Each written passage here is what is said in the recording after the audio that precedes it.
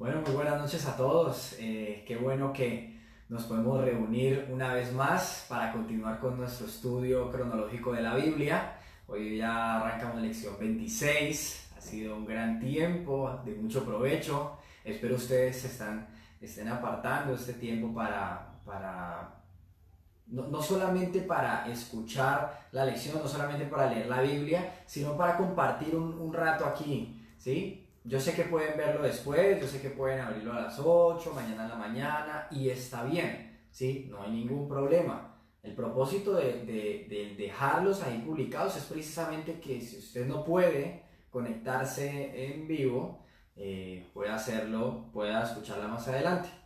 Pero el hecho de hacerlo en vivo es precisamente esto, es tener un tiempo especial, compartir, sentir que a pesar de que no estamos físicamente cerca, por medio de la internet, por medio de estas redes sociales, la tecnología, podemos hacer como si así fuera, ¿sí? Entonces vamos a, vamos a arrancar hoy.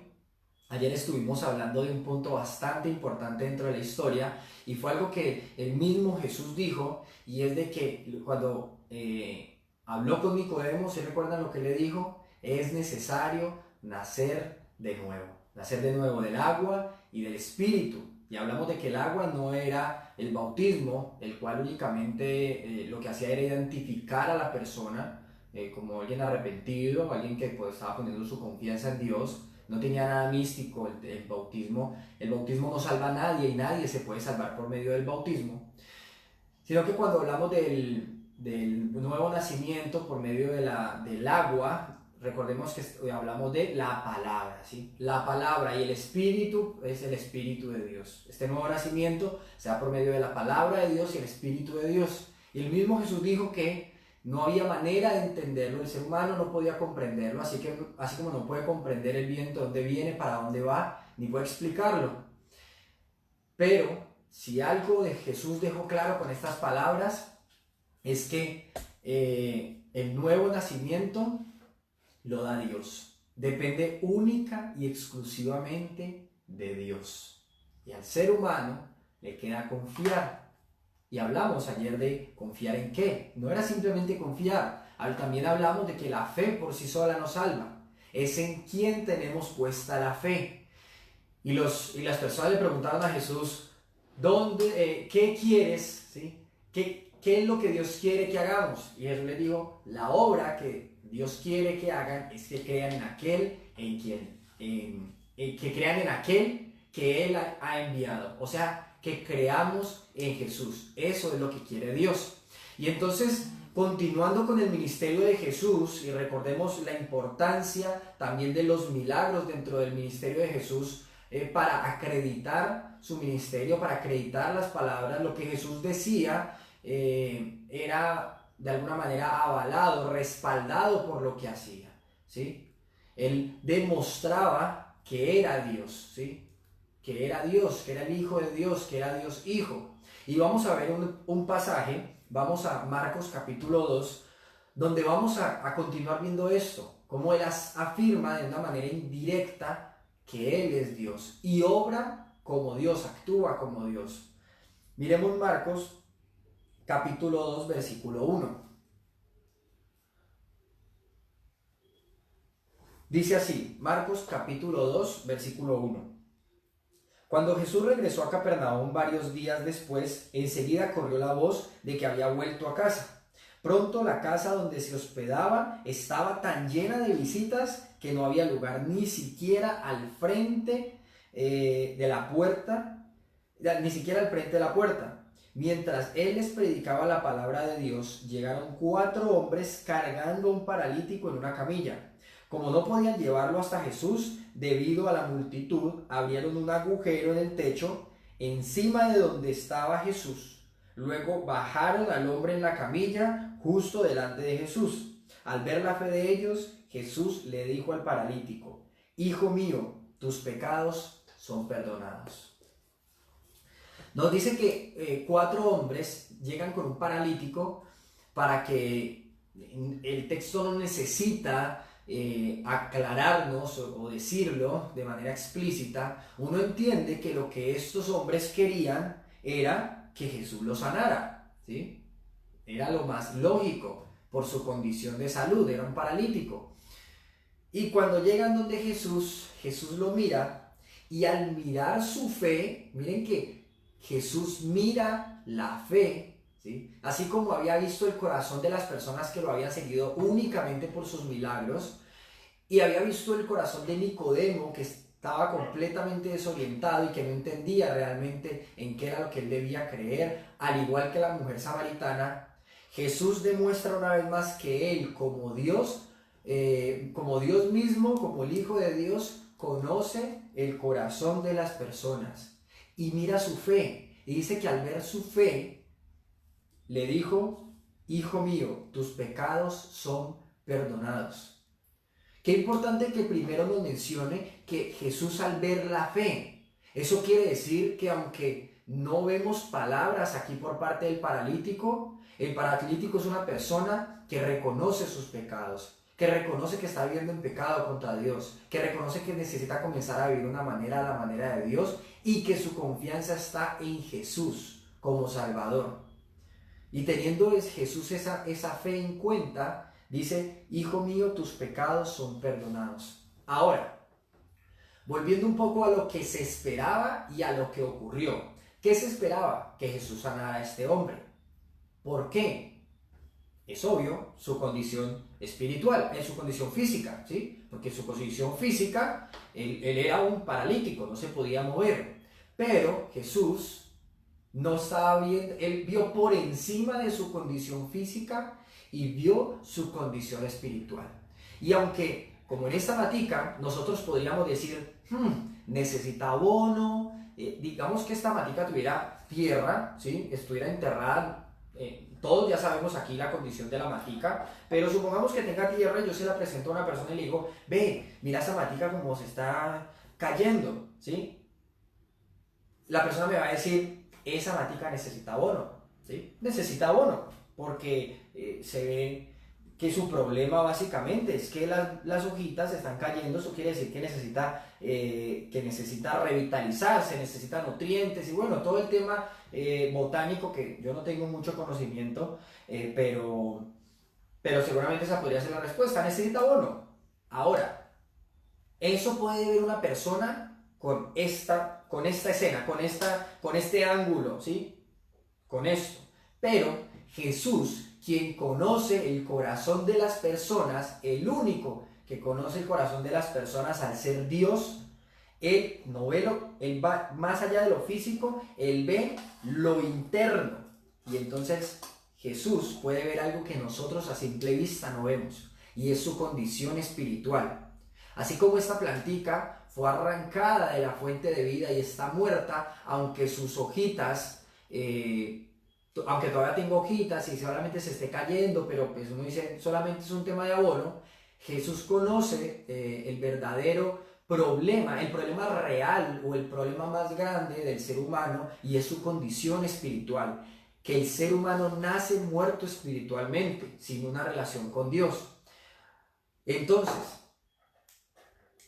al igual que con la matica, ¿qué pasa si yo a esta matica, supongamos que tenga tierra, y yo no sepa, o sea, yo no pueda ver, porque pues, de hecho mis ojos no me permiten ver más allá de la matera, tendría que arrancarla para saber qué pasa por debajo de la tierra, pero a simple vista yo diría: esa plantica necesita abono, entonces tiene tierrita. ¿Qué pasa si yo a esta planta, a esta misma planta, le echo abono? ¿Qué piensan ustedes? No pasa nada, ¿sí? No pasa nada. Puede que, no sé, puede que por un tema químico el abono o algo que le eche haga que las hojitas se paren. Puede ser, ¿sí? Supongamos esto, ¿sí? Supongamos que yo le echo abono y las hojitas se paran, ¿sí? Ahora, ¿será que solucionamos el problema de la matica? ¿No es cierto? Porque el problema es que la matica fue arrancada de la fuente de vida. La matica está muerta espiritualmente. Ahora bien, volvamos al ejemplo, o volvamos más bien a la situación que está ocurriendo en la escritura. Nos dice que este hombre era paralítico y buscaba acercarse a Jesús y que Jesús lo sanara, ¿sí?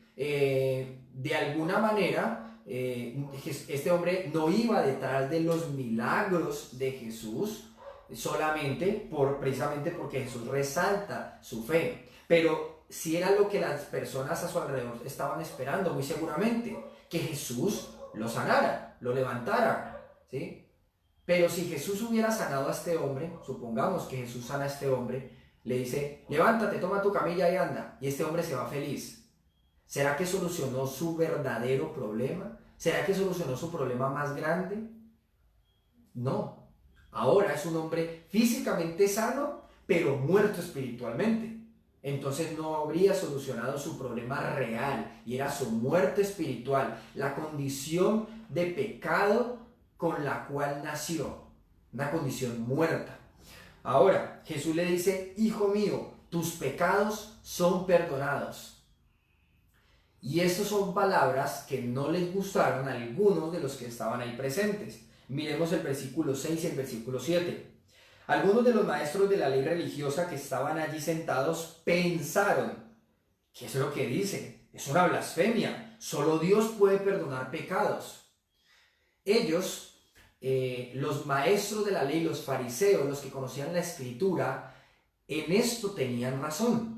Solamente Dios puede perdonar pecados. El problema es que como ellos no reconocían a Jesús como Dios, ¿sí? Lo cual sí era, ¿sí? Ellos no reconocían a Jesús como Dios, entonces ellos juzgan a Jesús de blasfemo, ¿sí? O sea, se está haciendo igual a Dios, eso es pecado, ¿sí? Recordemos que eso fue lo que trató de hacer Satanás al comienzo de la historia, y esa fue la mentira que le vendió al ser humano. Ahora los fariseos, los líderes religiosos, estaban acusando a Jesús de lo mismo, ¿sí? De hacerse igual a Dios, de hacerse igual a Dios, de que Jesús estaba haciendo igual a Dios al decir que podía perdonar pecados. Ahora, miren que es interesante cómo ellos lo piensan, ¿sí? Ellos piensan que, ellos pensaron, ¿qué es lo que dice? Es una blasfemia, solo Dios puede perdonar pecados, ¿sí? Y es interesante también ver cómo personas que no creían en Jesús, que no tenían su confianza puesta en Jesús, su conocimiento de la Escritura les permitía afirmar algo que era cierto y que sigue siendo cierto. Solamente Dios puede perdonar pecados. Ningún ser humano puede perdonar pecados. Dios no manda a nadie a confesar sus pecados a otra persona y que esta otra persona pueda perdonarle los pecados. Nadie. Aquel que se atreva a decir que puede perdonar pecados se está haciendo igual a Dios, ¿sí? Y eso es pecado. En su intención de perdonar pecados, en realidad lo que está haciendo es pecando. Se está haciendo igual a Dios. Y esa es una ofensa inmensa contra Dios. Solamente Dios puede perdonar pecados. Ningún ser humano puede perdonar los pecados de otro. Todos estamos muertos espiritualmente. Ahora, la historia sigue, versículo 8, perdón. En ese mismo instante, Jesús supo lo que pensaban. ¿Sí? Jesús era Dios, ¿sí? Y Jesús sabía inclusive lo que estos hombres pensaban. Así que les preguntó, ¿por qué cuestionan eso en su corazón? ¿Qué es más fácil decirle al paralítico? ¿Tus pecados son perdonados? O ponte de pie, toma tu camilla y camina. ¿Qué es más fácil decirle a este hombre? ¿Qué piensan ustedes? ¿Qué era más fácil decirle a este hombre? ¿Tus pecados son perdonados? O levántate, toma tu camilla y anda. La verdad, era más difícil o era más fácil decirle tus pecados son perdonados. Porque ¿quién podría corroborar que los pecados fueron perdonados? Nadie, ¿sí? Si una persona le dice a otra, tus pecados son perdonados, ¿quién dice que no?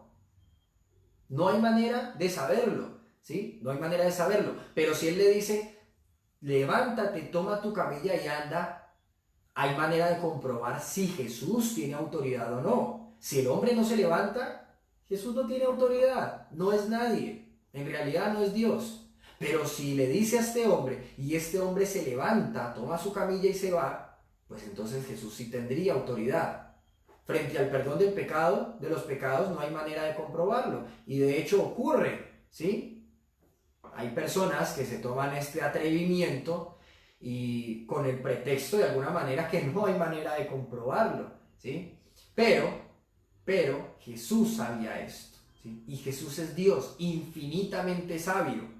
Y le dice, así que, en el versículo 10, así que les mostraré que el Hijo del Hombre, o sea, hablando de él mismo, era una manera en que se refería a él, tiene autoridad en la tierra para perdonar pecados. Entonces Jesús miró al paralítico y dijo, ponte de pie, toma tu camilla y vete a tu casa. Ponte de pie, toma tu camilla y vete a tu casa. ¿Y qué ocurrió? Dice, y el hombre se levantó de un salto, tomó su camilla y salió caminando entre los espectadores, que habían quedado atónitos. Todos estaban asombrados y alababan a Dios exclamando, jamás hemos visto algo así. Y es que Jesús sana a este hombre, hace este milagro. Miren que lo importante de tener claro para qué son los milagros. Jesús hace el milagro para demostrar que Él tiene autoridad para perdonar pecados. Ese fue el propósito de ese pecado en ese momento. Jesús estaba acreditando su identidad, ¿sí? Y es que Él era el Hijo de Dios, era Dios mismo, y Él sí tiene autoridad para perdonar pecados. Y se lo demostró a estas personas. Blasfemia, se está haciendo igual a Dios, Él no puede perdonar pecados, solamente Dios puede perdonar pecados. ¿Y qué hizo Jesús? Pues les voy a demostrar que yo tengo autoridad para perdonar pecados. Y le dijo al hombre, levántate, toma tu camilla y vete a tu casa. Y fue exactamente lo que ocurrió. Y si ocurrió algo como eso, que ellos decían que era imposible, ¿cuánto más el perdonar pecados, que era algo que Él mismo estaba diciendo, siendo Dios? Y al final, el milagro cumple su propósito. La gente confió en Jesús, creyó sus palabras, dice, y comenzó a alabar a Dios. Comenzó a alabar a Dios. Y al final de esta parte entonces vemos cómo, nuevamente resalto, y es muy importante que esta parte quede clara, únicamente Dios puede perdonar pecados. Y Jesús, quien es Dios, puede perdonar pecados. Ahora, vamos a ver otra referencia que hace Jesús del Antiguo Testamento, en la que Él menciona que lo que ocurrió en el Antiguo Testamento apuntaba a Él, ¿sí? Él era el cumplimiento de muchas de las cosas que hemos visto en la historia. Vamos a el libro de Juan. Vamos a ver el libro de Juan capítulo 10.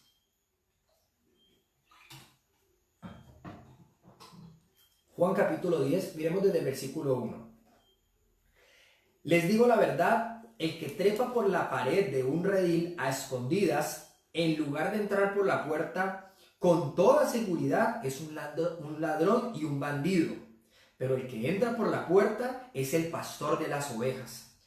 El portero le abre la puerta y las ovejas reconocen la voz del pastor y se le acercan.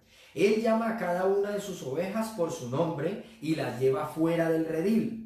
Una vez reunido su propio rebaño, camina delante de las ovejas y ellas lo siguen porque conocen su voz. Nunca seguirán un desconocido, al contrario, huirán de él porque no conocen su voz. Es interesante. Hace unos días estaba viendo un video en internet respecto a este tema de las ovejas y es de verdad muy interesante, muy chévere, impacta el ver cómo de verdad las ovejas siguen únicamente la voz de su pastor.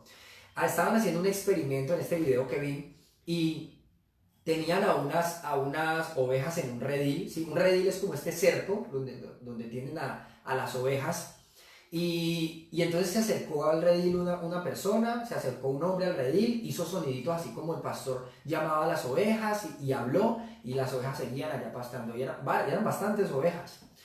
Llegó una mujer hizo lo mismo, las llamó y trató, fue recursiva, hizo diferentes sonidos y las ovejas no le prestaron atención.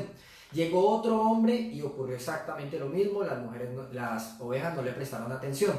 Al final, el pastor de estas ovejas se acercó al redil, hizo unos soniditos, las llamó, comenzó a hablar y las ovejas se amontonaron. Sí, dice que, o sea, yo vi como en el video se amontonaron al este hombre decir o pronunciar estas palabras o simplemente hablar, el simple sonido de su voz fue suficiente para que las ovejas se amontonaran y lo comenzaran a seguir. Entonces él se movía para un lado y las hablaba y ellas se movían para un lado y luego él se movía para otro lado, les hablaba y las ovejas se movían para ese otro lado. Entonces es muy interesante que Jesús utilice algo de la vida cotidiana para ilustrar una verdad espiritual, ¿sí? Hasta aquí no ha explicado nada, él simplemente está mencionando algo, lo cual precisamente, si podemos ver en el versículo 6, dice que los que oyeron a Jesús usar este ejemplo no entendieron lo que quiso decir, ¿sí? Ellos no entendieron, así como posiblemente nosotros en este punto no sepamos a qué se está refiriendo, de qué está hablando, pero para lo que Jesús va a explicar es interesante tener claro esto. Para las personas que lo estaban escuchando de pronto era un poco más común la ilustración porque era algo de la vida cotidiana de ellos, pastores, ovejas, redil. En cambio para nosotros no es tan común este ejemplo, esto de las ovejas, cómo funcionan los pastores, ¿sí? Pero entonces Jesús dice que aquel que se pasa por encima del redil por el muro, eran como un estilo de muro, el redil se organizaba, no eran rejitas, sino eran cercos, sino que era como una columna entre piedras y espinos, ¿sí? y ramas, cercaban las ovejas. Entonces si era el pastor, obviamente él entraba por la puerta, ¿sí? Pero todo el que pasara por encima en realidad era un ladrón. Entonces dice que de hecho las ovejas seguirían la voz de su pastor y si no era su pastor, todo lo contrario, iban a huir de él, ¿sí? Iban a huir. Entonces, en el versículo 6 que nos dice que las personas no entendieron lo que Jesús estaba hablando, miremos desde el versículo 7, la explicación que Jesús le da a este ejemplo, ¿sí? Le da a esta ilustración. Dice así, entonces les dio la explicación. Les digo la verdad, yo soy la puerta de las ovejas. Todos los que vinieron antes que yo eran ladrones y bandidos, pero las verdaderas ovejas no los escucharon. Yo soy la puerta, los que entren a través de mí serán salvos. Entrarán y saldrán libremente y encontrarán buenos pastos. Entonces miren qué interesante lo que dice aquí Jesús, que les comienza a explicar este ejemplo o a explicar esta ilustración. Dice, antes que yo vinieron otros, ¿sí? Diciendo, yo soy el Mesías, yo soy el Salvador, yo soy el prometido de Dios, el prometido por Dios desde el principio. Pero al final no eran falsos maestros, eran falsos salvadores, eran falsos Mesías. Y es muy interesante que Jesús resalta el hecho de que quienes eran sus ovejas, ¿sí? Los suyos, aquellos que lo estaban esperando conforme a las promesas que aquí estaban, no simplemente dejándose llevar por las emociones, sino aquellos que conocían las profecías, las escrituras, y aquellos que tenían su confianza puesta en Dios y esperaban un Salvador por sus pecados, dicen que frente a estos falsos maestros no respondieron, ¿sí? No los siguieron. Ellos sabían muy bien a quién estaban esperando. Y todos los que vinieron antes, pues lógicamente no cumplieron con las profecías que Dios dio en su palabra, en la Biblia.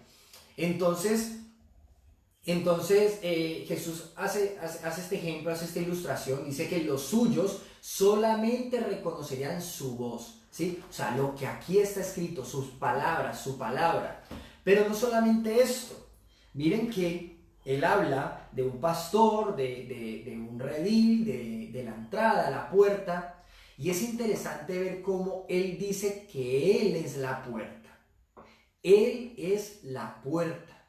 Y que todo el que quiera, dice, todo el que quiera salvarse debe entrar por Él. ¿Sí? Todo aquel que entre por medio de Él, o por Él, o a través de Él, será salvo. Él es la puerta. Ahora, ¿qué nos ilustra, qué nos recuerda, qué nos muestra, qué nos aclara, qué nos ilumina estas palabras de Jesús en esta parte? ¿Sí recuerdan la época de Noé? ¿Qué tuvo que hacer Noé para salvarse junto con su familia? Un arca. ¿Y cuántas puertas tenía esa arca? Una sola puerta. Y todo aquel que quisiera salvarse debía confiar en el plan de Dios para salvación y entrar por esa única puerta. Y adentro iba a estar a salvo. ¿Recuerdan la época de la Pascua? Lo que ocurrió en la Pascua con la muerte de los primogénitos. Dios le dijo a su pueblo que sacrificara un cordero y con la sangre untara el marco de la puerta. Y todo el que quisiera salvarse debía entrar por la puerta y adentro estaría a salvo.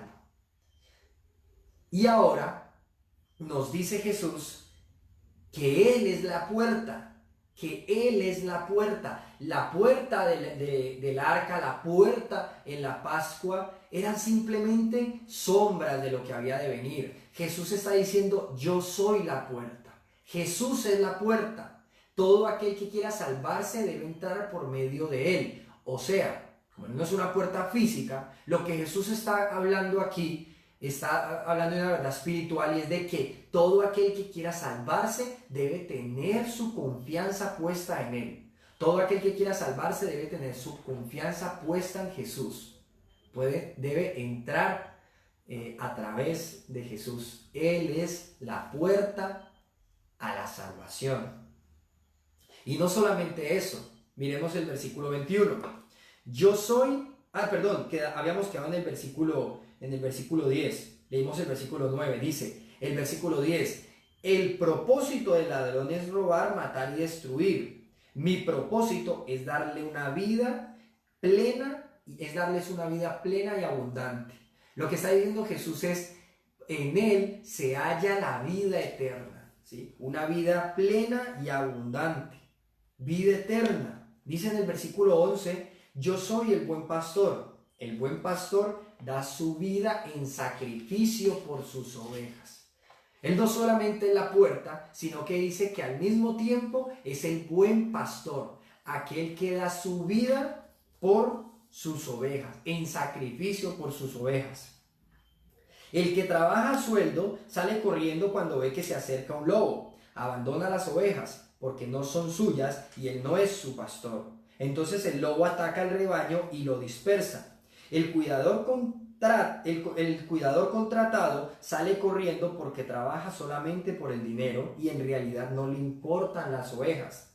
Y vuelve y lo menciona Jesús en el versículo 14. Yo soy el buen pastor, conozco a mis ovejas y ellas me conocen a mí, como también mi Padre me conoce a mí y yo conozco al Padre. Así que sacrifico mi vida por las ovejas. Además, tengo otras ovejas que no están en este redil, también las debo traer. Ellas escucharán mi voz y habrá un solo rebaño con un solo pastor. El Padre me ama porque sacrifico mi vida para poder tomarla de nuevo. Nadie puede quitarme la vida, sino que yo la entrego voluntariamente en sacrificio, pues tengo la autoridad para entregarla cuando quiera y también para volver a tomarla. Esto es lo que ordenó mi Padre. Miren Jesús cómo dice que Él es el buen pastor y da su vida en sacrificio por sus ovejas. Y más allá de esto, dice que a él nadie puede quitarle la vida. Él la entrega de manera voluntaria. Y esto también es muy importante para lo que vamos a ver más adelante. Él entrega su vida de manera voluntaria. Nadie se la quita. Eso es lo que ha ordenado el Padre. Ahora, Jesús es la puerta. Jesús es el buen pastor. En Él se halla la vida eterna. Todo aquel que quiera salvarse, que quiera tener vida eterna, debe poner su confianza en Jesús. Él es el buen pastor. Él está dispuesto a dar su vida por sus ovejas, por los suyos. Y vamos a ver, de hecho, otra ilustración, otro ejemplo que él utiliza de la vida cotidiana para ilustrar una verdad espiritual, ¿sí? Y esta otra la encontramos en Mateo, capítulo 13 de Mateo capítulo 13.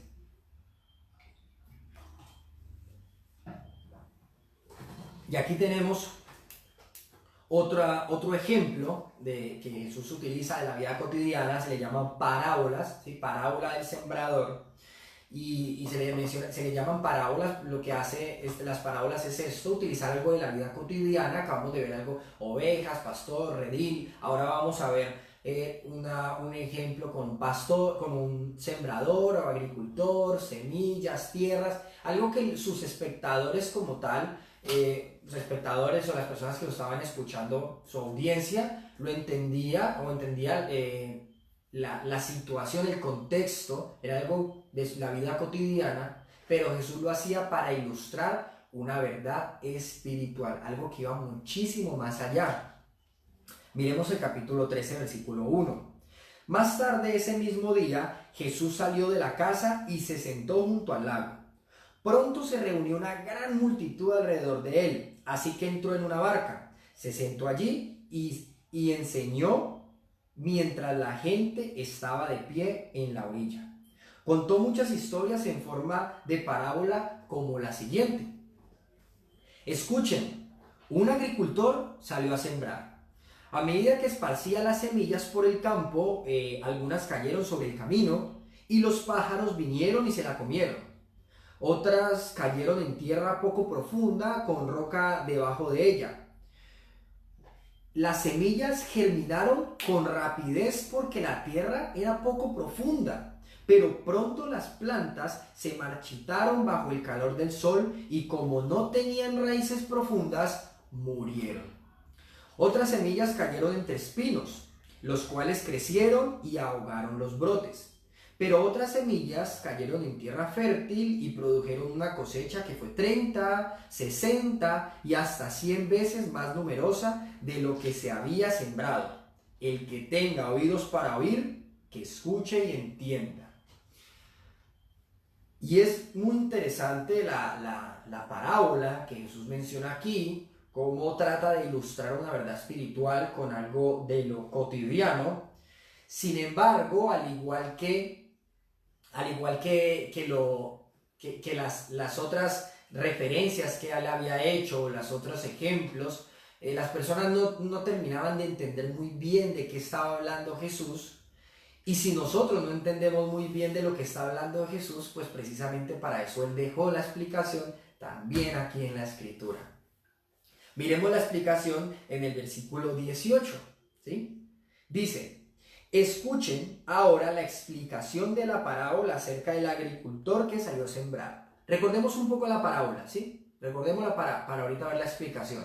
Nos habla de que un sembrador comenzó a tirar las semillas con intención de sembrar, pero nos dice que unas semillas cayeron en tierra junto al camino, o sea, era una tierra dura. Todos hemos visto cómo es una tierra por la que la gente camina. Ahí no se siembra, ahí no brota nada, ¿sí? Es una tierra muy dura, una tierra dura, no brotó nada. Nos dice que la semilla quedó ahí encima, no hubo profundidad, no se enterró, pasaron los pájaros, la tomaron y se la llevaron. Se la comieron.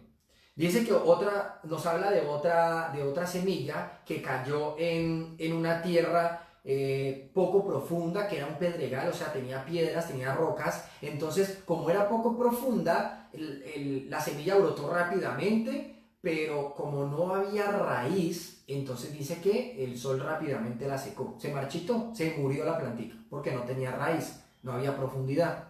Nos habla de una tercera tierra, porque pues en realidad estamos hablando de la misma semilla, no es una tercera semilla, es una tercera tierra en la cual caen las semillas, y es entre los espinos. Dice que cayó entre los espinos, que la semilla brotó, la plantica brotó, que creció, pero como los espinos la tenían ahogada, no dio fruto, ¿sí? Sencillamente no dio fruto. Creció, pero no dio fruto. Sin embargo, nos habla de una cuarta tierra en la cual la semilla cae y nos habla de esta tierra como una tierra fértil, en la cual la semilla cae y no solamente brota, crece, sino que da fruto, ¿sí? Da fruto. Y menciona en el versículo 9, el que tenga oídos para oír, que oiga, o que escuche y entienda. Pues cuando habla de que el que tenga oídos para oír, que oiga, pues lógicamente todo el que tiene oídos, pues oye, ¿sí? Jesús no está hablando de simplemente oír. Cuando dice el que tenga oídos para oír, que oiga, se refiere a un tema de entendimiento, ¿sí? Es un tema de entendimiento, que escuche y entienda. Ahora, vamos a ver la explicación en el versículo 19. Las semillas que cayeron en el camino representan a los que oyen el mensaje del reino y no lo entienden. Entonces viene el maligno y arrebata la semilla que fue sembrada en el corazón. En el corazón. Miren qué interesante. ¿A qué se refiere la tierra? La tierra está ilustrando ¿qué? El corazón de las personas. ¿A qué hace referencia la semilla? ¿Sí? La palabra, el mensaje, ¿sí? Este mensaje nos habla de que las semillas que cayeron en el camino representan, ¿sí? Tienen el propósito de ilustrar algo y representan a los que oyen el mensaje del reino, ¿sí? ¿Cuál es la semilla? El mensaje del reino, este mensaje. El mensaje que Dios está proclamando desde el principio y que Jesús viene a cumplir, a darle el verdadero significado. Y no lo entienden. Entonces viene el maligno y arrebata la semilla que fue sembrada en el corazón. Como la persona no lo entendió y no hubo profundidad, no le interesó, ni siquiera llamó la atención, dice que vino el maligno, o sea, viene Satanás, viene el enemigo, arrebata esa información, arrebata el mensaje y ahí queda. No pasó absolutamente nada. Vamos con la segunda tierra.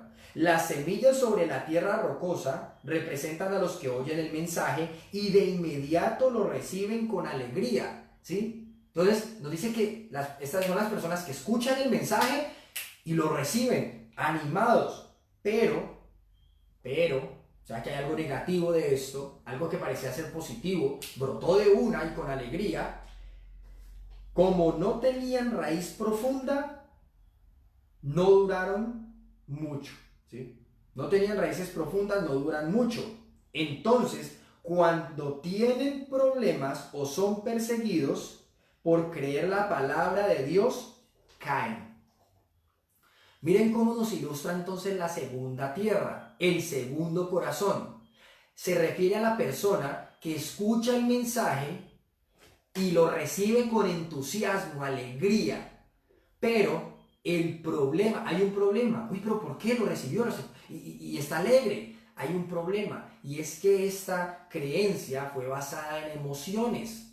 Miren que la Biblia misma nos menciona el hecho de que no hay raíz. ¿Y cuál es la raíz de esta creencia?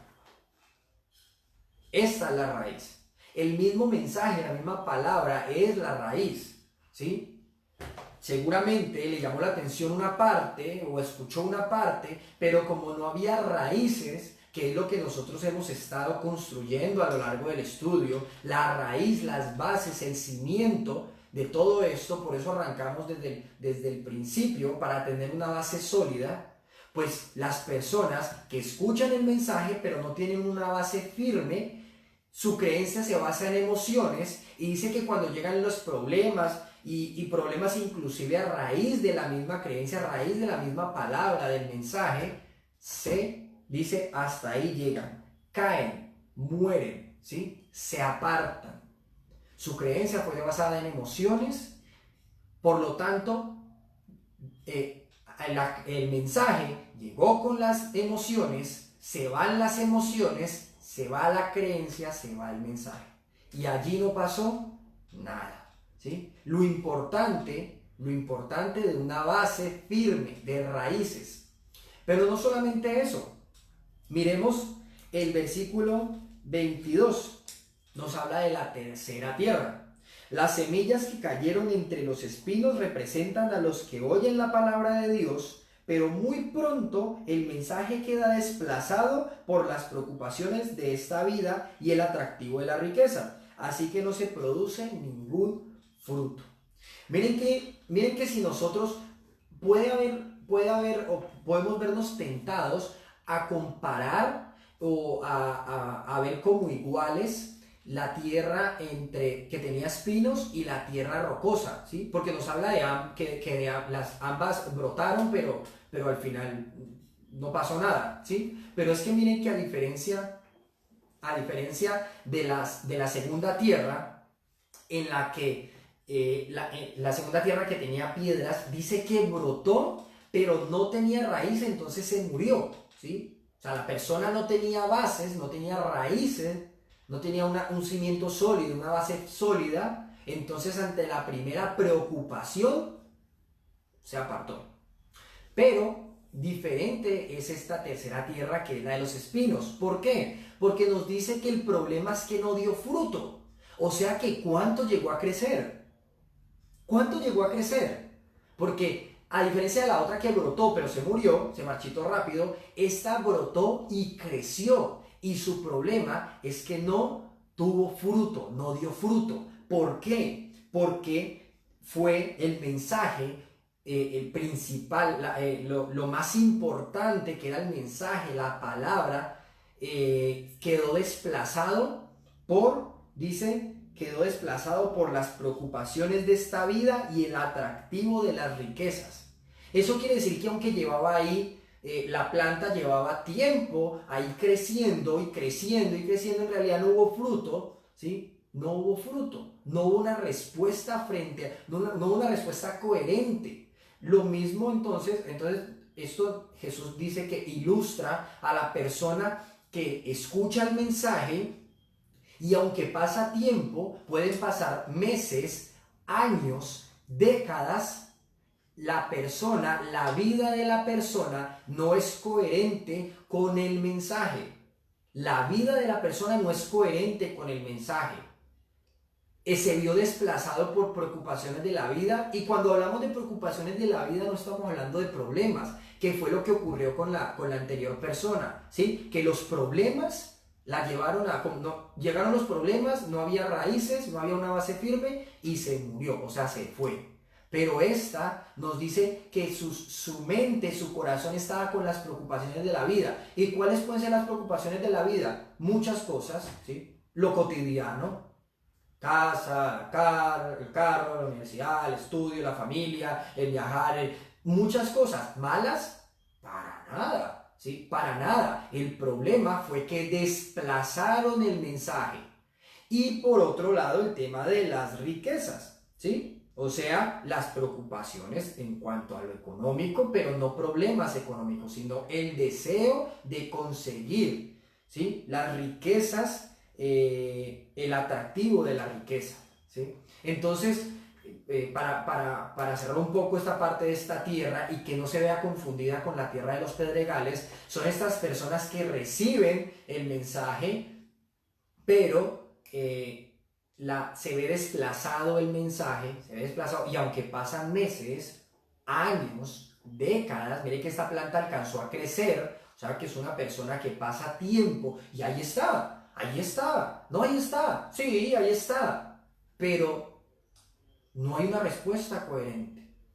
Si se siembra un árbol de mangos, debe dar mangos. Si no da mangos, hay un problema, no es normal. Bueno, pues la planta está bonita, sí, el árbol de mango está bonito, que no de mango, pues eso es lo de menos, ¿no? Es lo de menos, no. Es la respuesta más coherente a lo que se sembró, es lo que se espera, ¿sí? Si no da fruto, hay algo malo, punto, hay algo malo. Ahora, nos habla de la cuarta tierra. Miremos la cuarta tierra, versículo 23. Las semillas que cayeron en la buena tierra representan a los que de verdad oyen y entienden la palabra de Dios y producen una cosecha 30, 60 y hasta 100 veces más numerosa de lo que se había sembrado. Vemos un cuarto corazón, ¿sí? Una cuarta tierra, la persona o el corazón, ¿sí? Que recibe escucha la palabra de Dios, escucha el mensaje y lo entiende y lo acepta y da fruto, brota, crece y da fruto. Ahora, no hay mucho que explicar en esta parte, es esta respuesta positiva, la respuesta que se espera, pero sí es interesante ver entonces en qué se diferencia la tierra que dio fruto y las otras tierras, ¿sí? Porque tenemos diferentes tierras, que la tierra de junto al camino, la tierra de los pedregales o que estaba con piedras y la tierra con espinos, ¿sí? ¿En qué se diferencia esta tierra que dio y las otras que no dieron? Por diferentes razones no dieron, ¿sí? ¿En qué se diferencian? En que unos entendieron y otros no entendieron. El que dio fruto nos dice que escuchó, dice, los que de verdad oyen y entienden la palabra de Dios. Y miren cómo comienza la primera tierra o el primer corazón. Las semillas que cayeron en el camino representan a los que oyen el mensaje del reino y no lo entienden. Y el que cayó por entre las piedras es el que se sembró la semilla y no hubo raíz porque no entendió. Y el que cayó entre los espinos y brotó y creció pero no dio fruto es porque no entendió. Y el que al final cayó en tierra fértil, y esta tierra fértil se caracterizaba, o este corazón se caracterizó porque escuchó y entendió. Entonces miren cómo al final lo más importante de todo es entender. Y la pregunta aquí y es un poquito capciosa, ¿sí? ¿Hay algo más importante que el mensaje? ¿Hay algo más importante que la Biblia? ¿Que la palabra de Dios, el mensaje que encontramos aquí? Muchos podrían decir no, ¿sí? U otros no responden porque yo ya dije que era una pregunta capciosa, ¿sí? Y la verdad es que sí hay algo más importante. Y no quiero que me malinterpreten, ¿sí? Con lo que voy a decir. Pero sí hay algo más importante que la Biblia. Si hay algo más importante que las Escrituras, que el mensaje, que la palabra de Dios, y es entenderla. Entenderla. ¿Hay algo más importante que el mensaje? No, el mensaje es suficiente. ¿Y entonces qué pasó con los otros que la escucharon? Sí. Hay algo más importante que el mensaje, y es entenderlo.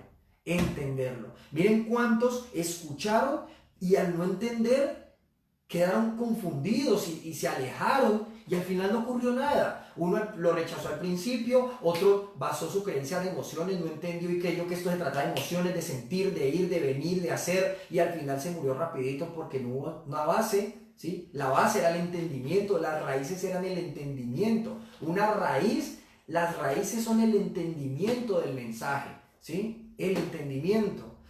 El otro, aunque creció y pasa años frente a este mensaje, el no entenderlo le impide dar frutos. No entendió de qué se trata esto. Entonces su corazón está con las diferentes preocupaciones de la vida, qué tengo que hacer, qué no tengo que hacer, el tema del dinero. Pero los que entienden el mensaje, si hay una respuesta positiva frente a esto, hay una vida coherente al mensaje que escucharon. ¿Sí? No se puede escuchar el mensaje y que la vida no sea coherente con el mensaje que escuchó, porque seguramente el corazón está en uno de los otros, ¿sí? De los tres primeros. Pero aquel que escucha el mensaje y lo entiende, su vida debe ser coherente con el mensaje. Debe haber fruto coherente a lo que se sembró, una vida a la manera de Dios. Si se sembró la palabra de Dios, debe haber una vida a la manera de Dios, una fe a la manera de Dios. ¿Hay algo más importante que el mensaje? Sí, entenderlo. Y por eso nos hemos tomado el tiempo de pasar todas estas noches, ¿sí? Nosotros pudimos haber arrancado aquí. ¿Por qué no arrancamos en Mateo? El Antiguo Testamento es muy viejo, antiguo. Arranquemos en el Nuevo y nos ahorramos parte de la historia, ¿sí? O algunas de las muchas cosas que usted pudo haber escuchado por ahí, ¿sí? ¿Cómo leerla? Si recuerdan al principio que hablamos, al principio del estudio, cómo mencionamos que la Biblia, aunque muchos han escuchado de la Biblia y hay personas que la tienen, hay muchísima confusión porque no hay un entendimiento. ¿Y por qué no hay un entendimiento? Porque no se ha leído como debe leerse, en orden. Y no estamos diciendo, y con esto no estoy diciendo que la única manera es que esa es la forma, ¿sí? Como si alguien quiere entender la Biblia, tiene que hacerlo, tiene que escuchar esos videos en Facebook, tiene que leer exactamente los versículos que leímos. No, aquí organizamos simplemente un panorama que nos ayuda, y esto es lo importante, ¿sí? Se organizó con este propósito, entender, porque nosotros entendemos que lo más importante, más allá del mensaje, es que ustedes lo entiendan. Más allá del mensaje, más allá de dar un estudio, más allá de grabar algo, lo más importante es que ustedes lo entiendan. Y por eso, para eso se necesita tiempo. Miren qué bonito que Jesús utiliza una ilustración como lo es la cosecha. ¿La cosecha requerirá tiempo? Sí. Necesita tiempo. Las personas necesitan tiempo. Nosotros necesitamos tiempo. Por eso sacamos este tiempo. Porque lo más importante es entender. Y por eso es que cada noche no me voy a cansar de invitarlos a que escriban sus preguntas, ¿sí? Escriban sus preguntas ahí en los comentarios. Es demasiado importante, precisamente por esto. ¿Sí? Si usted de pronto se sentía tímido, se frenaba, no, es que esa pregunta no es muy coherente, o no, es que hubo esa pregunta tan boba. No, porque esa pregunta nos puede llevar a entender mejor, y al final eso es más importante. Más importante que el mensaje es entender el mensaje. Más importante que la Biblia es entender la Biblia. Más importante que la palabra de Dios es entenderla. Y espero, y anhelo, y deseo de verdad de todo corazón que hasta el momento hayamos entendido todo lo que hemos visto. Y si no ha sido así, por favor le pido, le ruego, le suplico que escriban en los comentarios sus preguntas y que podamos llegar a entender lo que no hemos podido entender, ¿sí? Nos vemos el lunes para continuar con nuestro estudio. Terminamos por hoy. Espero haya sido un tiempo de gran provecho para usted como lo ha sido para mí. Les recuerdo que mañana no vamos a tener estudio. Retomamos el lunes a las 7 de la noche y nos vemos. Los esperamos de verdad el domingo a las 10 de la mañana. Sí, el domingo a las 10 de la mañana tenemos nuestro culto, nuestro mensaje bíblico dominical, nuestro mensaje dominical a cargo de nuestro pastor Oscar Henao. Nos trae, como nos ha traído a lo largo de estos domingos, palabras de mucho ánimo para este tiempo, palabras que nos ayudan a entender muchas más cosas. Recuerden que al final lo más importante es entender, y qué bueno que Dios, por medio de nuestro pastor Oscar, nos lleve a entender más partes de la Biblia, de su palabra. Nos vemos el domingo a las 10 de la mañana y el lunes a las 7 de la noche para retomar con nuestro estudio cronológico de la Biblia.